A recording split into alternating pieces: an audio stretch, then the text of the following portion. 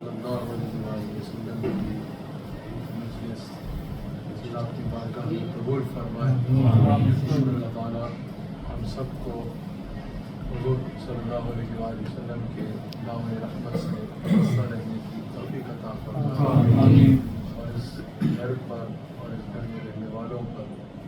اللہ تعالیٰ اس ذکر کی برکت عطا فرمائے۔ یقیناً یہ مجالس ذکر جس گھر میں ہوتی ہے، آقا علیہ الصلوۃ والسلام نے جہاں اس انداز میں قرآن پڑھا جائے، ذکر مصطفیٰ علیہ الصلوۃ والسلام کیا جائے، درود و سلام پڑھا جائے، ادھر اتنی برکات نازل ہوتی ہے کہ آقا علیہ الصلوۃ والسلام نے فرمایا کہ ایسے گھر آسمان سے یوں نظر آیا کرتے ہیں جیسے زمین سے آسمان پر ستارے نظر آتے ہیں۔ کا نزول ہوتا ہے، اور یقیناً ان مجالس میں جہاں سیکھنا مقصود ہوتا ہے، جہاں سکھانا مقصود ہوتا ہے، جہاں حضور صلی اللہ علیہ وآلہ وسلم کی محبت کو دل میں بڑھانا مقصود ہوتا ہے، وہی مجالس ذکر کی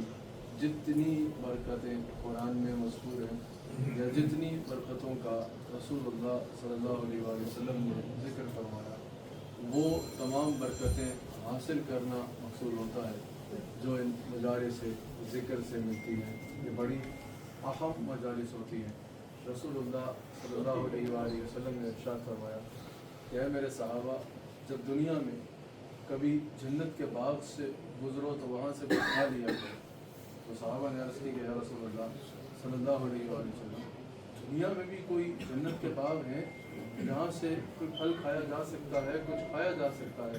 تو آقا علیہ الصلوۃ والسلام نے فرمایا کہ جو مجالس ذکر ہوتی ہے یہ دنیا میں جنت کے باغوں کی مثل ہوتی ہے۔ جو بندہ مجالس ذکر میں بیٹھے گا، اللہ اور یقیناً رسول اللہ صلی اللہ علیہ وآلہ وسلم کا ذکر کرے گا، آقا علیہ السلام نے فرمایا وہ اس کا بیٹھنا ایسے ہے جیسے وہ جنت کے باغ سے گویا کہ پھل کھا رہا ہے۔ یقیناً ان کی برکات کا آقا علیہ السلام نے کئی مقامات پر یہ مثال دی۔ مثال کے طور پر جامع صحیح کی بخاری کی جو آخری حدیث ہے، اس میں بھی حضور علیہ السلام نے صرف کلمات سبحان اللہ وبحمدہ سبحان اللہ العظیم ان کے بارے میں کیا فرمایا؟ ایک تو یہ اللہ کو محبوب ہے، اور پھر کیا فرمایا کہ یہ کہنے کو زبان پہ ہلکے محسوس ہوتے ہیں لیکن میزان پہ بہت بھاری ہوں گے۔ اور اسی طرح آقا علیہ السلام نے فرمایا کہ بعض اعمال کرنے کو بڑے آسان ہوتے ہیں، بندہ کہے گا کہ تھوڑا سا عمل ہے، ایک جگہ بیٹھ کے ذکر ہی تو کیا ہے، ایک جگہ بیٹھ کے ذکر ہی تو سنا ہے، ایک جگہ بیٹھ کے صرف قرآن سنا، نعت شریف سنی، چند حدیث سن لی، آیات سن لی، اس صرف سننے سے اور بیٹھنے سے کیا ہو جائے گا؟ لیکن آقا علیہ السلام فرماتے ہیں کہ چند اعمال ایسے ہیں جو انسان پشت پہ ان کا وزن بہت ہلکا محسوس کرتا ہے، یعنی اگر ان کو اٹھایا جائے تو انسان سوچتا ہے کہ ان کا تو کوئی وزن ہی نہیں ہوگا، لیکن جب وہ میزان پہ رکھے جائیں گے تو وہ بہت بھاری ہوں گے اور بہت وزنی ہوں گے۔ یقیناً اللہ کا ذکر کرنا اور رسول اللہ صلی اللہ علیہ وآلہ وسلم کا ذکر کرنا ان میں سے ایک ہے۔ آقا علیہ السلام نے فرمایا کہ جب لوگ اس طرح مجالس ذکر میں جمع ہوتے ہیں، اللہ تعالیٰ کی طرف سے وہاں پر رحمت کے فرشتے نازل ہوتے ہیں۔ یہ حدیث مبارکہ ہے، آقا علیہ السلام فرماتے ہیں کہ فرشتے اس محفل ذکر کو، یہ محفل ذکر ہے، حضور علیہ السلام کا ذکر بھی ہو تو اس کے اوپر تمام وہ برکات کا حکم آئے گا جو اللہ کے ذکر کے لیے ہے، کیونکہ حضرت جبرائیل امین حضور کی بارگاہ میں حاضر ہوئے اور عرض کی کہ یا رسول اللہ صلی اللہ علیہ وسلم، آپ کے ذکر کو اللہ نے اپنا ذکر بنا لیا ہے، آپ کے ذکر کو اللہ نے یہ رتبہ دیا ہے کہ آپ کے ذکر کو اللہ نے اپنا ذکر بنا لیا ہے۔ یعنی کوئی کرنے والا حضور کا ذکر کر رہا ہوگا، نامہ اعمال میں ذکر مصطفیٰ کا ثواب بھی مرتب ہو رہا ہوگا اور ذکر خدا کا ثواب بھی مرتب ہو رہا ہوگا۔ یہ مجالس ذکر اتنی اہم ہے کہ آقا علیہ السلام نے ارشاد فرمایا کہ جب کہیں پہ مجالس ذکر ہوتی ہے، مجلس ذکر ہوتی ہے، تو رحمت کے فرشتے وہاں پر نازل ہو جاتے ہیں، ان کو اپنے پروں سے ڈھانپ لیتے ہیں، وہاں اللہ کی طرف سے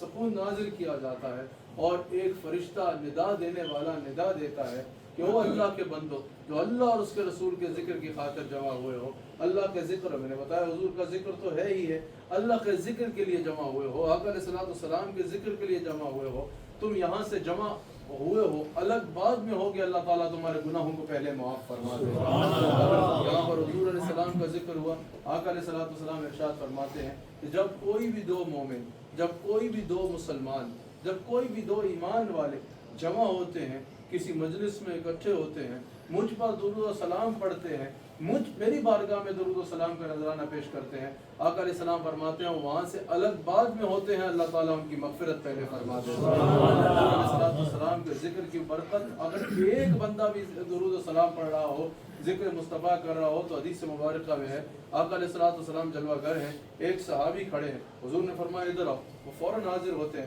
حضور نے فرمایا وہاں کھڑے مجھ پہ درود پڑھ رہے تھے؟ کہا ہاں یا رسول اللہ، وہاں کھڑا تھا اور آپ پہ درود و سلام پڑھ رہا تھا۔ حضور نے فرمایا جس جگہ پر تم درود و سلام پڑھ رہے تھے، عین اسی مقام پہ میں نے دیکھا آسمان پہ فرشتے کان لگا کے تمہارا درود و سلام پڑھتے ہیں۔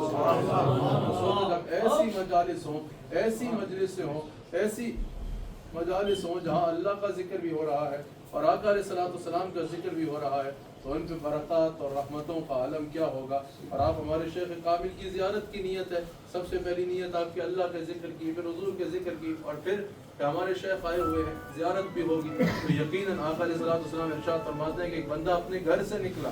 حضور علیہ السلام فرماتے ہیں یعنی ایک واقعہ جو ہے قرآن میں مذکور ہو یا حدیث میں مذکور ہو، وہ صرف ایک ہسٹری نہیں ہے، وہ صرف ایک واقعہ ایڈریس نہیں ہو رہا ہوتا، بلکہ اس میتھڈ پہ، اس طریقے سے قیامت تک جو عمل کرے گا اس کے لیے اس برکت کا اعلان ہو رہا ہوتا ہے۔ حضور علیہ السلام فرماتے ہیں کہ ایک شخص اپنے گھر سے نکلا، ایک بندہ اس کے پاس آیا، کہا کہاں جا رہے ہو؟ کہا فلاں جگہ پر ایک شخص سے ملنے جا رہا ہو۔ کہا اس سے تمہاری کوئی رشتہ داری ہے؟ کہا کوئی رشتہ داری نہیں ہے۔ کہا کوئی دنیاوی مقصد ہے، کوئی دنیا کے کام کے لیے جا رہے ہو؟ کہا کوئی دنیاوی کام نہیں ہے۔ کہا پھر کیوں جا رہے ہو ملنے؟ کہا میں اس سے اللہ کی وجہ سے محبت کرتا ہوں، اللہ کا وہ بندہ ہے، وہ اللہ کا برگزیدہ ہے، وہ گویا کہ اس کے پاس بیٹھ کے ولی کی کیا پہچان بیان فرمائی؟ آقا اسلام نے تین پہچانیں بیان فرمائی نا، ایک تو اذا ذکر اللہ، اس کو دیکھو گے تو اللہ یاد آ جائے گا، دوسرا جب اس کا عمل دیکھو گے تو آخرت کی یاد آئے گی، تیسرا جب اس کی گفتگو سنو گے تو اس کی گفتگو نیکیوں میں اضافہ کرے گی۔ جب ایسے اللہ کے ولی کی زیارت کی خاطر آپ آ رہے ہیں،